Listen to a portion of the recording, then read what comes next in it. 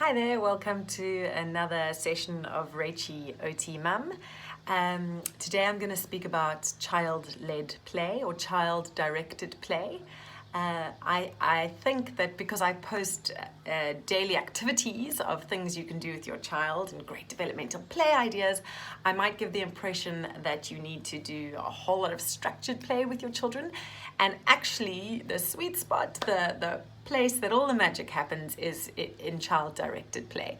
So I think there's a ridiculous stat. It's something like for the brain to learn a new skill, it needs to repeat something about 400 times, but if it learns that skill spontaneously in play, it only needs 10 to 20 repetitions.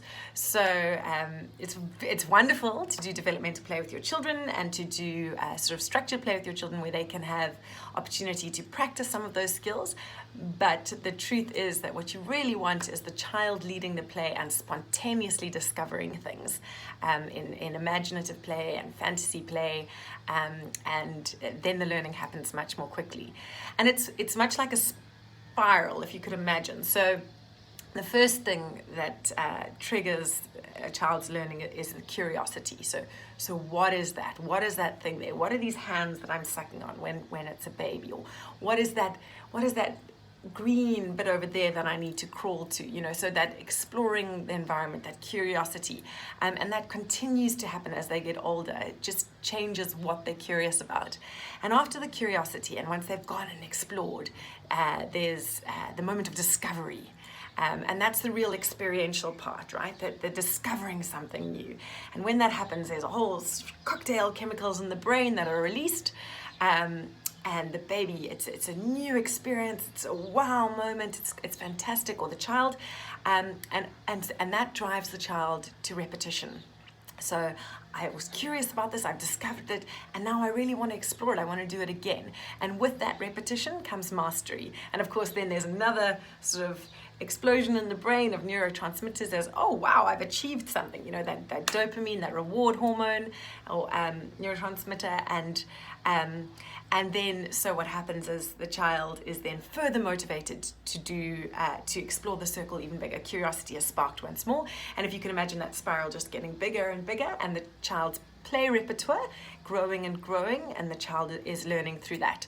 So it's really wonderful to give your child structured play. It's really great, and it has lots of benefits, but it's important not to forget about child-led play.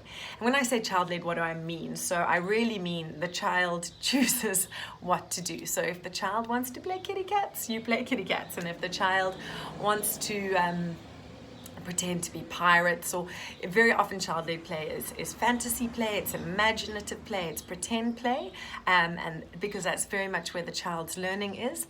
Sometimes there are elements in it where they will use toys that they've got and things that they've got as props, but they get to choose those, they get to direct those, and you just follow your child. And it's not to say you can't propose ideas in the play.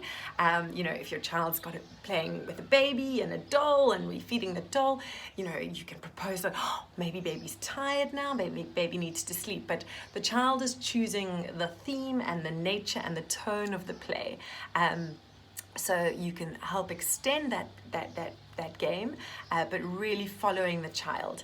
And it's quite interesting because even from a sensory processing perspective, so remember, sensory processing is how we access the world around us. It's how our sensory organs bring that world to us, and then our brain makes sense of it. So in sensory integration therapy, a type of therapy that occupational therapists use, one of the principles, the sort of foundation principles, is that it needs to be child-led, because the child will intrinsically know what sensory input they need and what sensory systems need developing. So the child will seek out the things they need. And very often if we're structuring play too much and we think, oh, my child's quite sensory sensitive to this touch, I must introduce it, we're actually doing the opposite to what the child intrinsically needs. Child-led play is also a way that children develop that intrinsic motivation. So very often children learn in the way that our education system is and the way that we parent. They learn to do things for an external reward. And once they've achieved the thing that mum wanted them to do, they've made the craft, they've completed the game, they get their dopamine kick from that. But when it's child-led, the reward comes from the mastery that happens from the child's own making. So it really helps develop that intrinsic motivation. And it also gives opportunity for the child to come up with the ideas. And so often when I work in a sort of mainstream setting and I'm seeing children, their skills are not that poor, but very often their ideation is the creation of ideas, the generation of an idea of sort of a motor sequence that they want to put together, the planning, the organization. So when it's child-led, it really gives the opportunity for the child to do this in a playful way, to experiment with ideas, to try out different things that aren't presented to them, that they need to generate, which is really the foundation for all creativity, for all innovation. So it's something that you want to nurture in your child from a young age. And actually there have been studies which say that as little as 10 minutes a day of one-to-one child-led play with your child has a significant impact on both their motor and cognitive outcomes further down the line.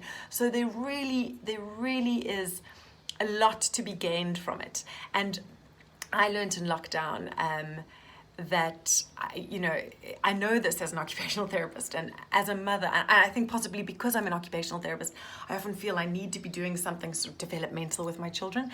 And in lockdown, when we were together all day, every day, I just realized, oh goodness me, I cannot actually plan activities for them the whole day. And it was such a good learning thing for me, because I know how important child-led play is, and I know how important it is for them to get a little bit bored and to generate that play themselves. But I wasn't actually allowing them that space and that time. So it was really good for me, for a reminder for me to do that.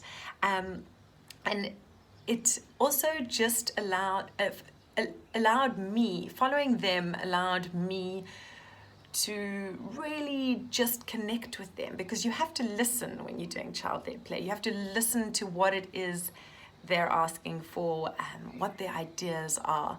And that attention, I think, really has significant behavioral impact as well. I think the child, just having that protected time every day for the child to feel listened to and feel respected.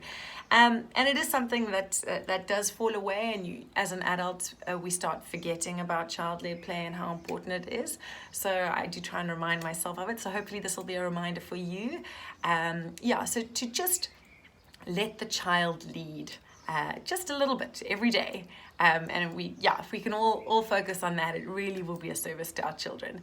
So I'd love to hear how this works out, how it goes. Send feedback. What is it that your child loves doing? You find yourself getting into very silly situations and positions and doing some silly things, but it's a good laugh for everyone. So have a go at that. Thanks very much.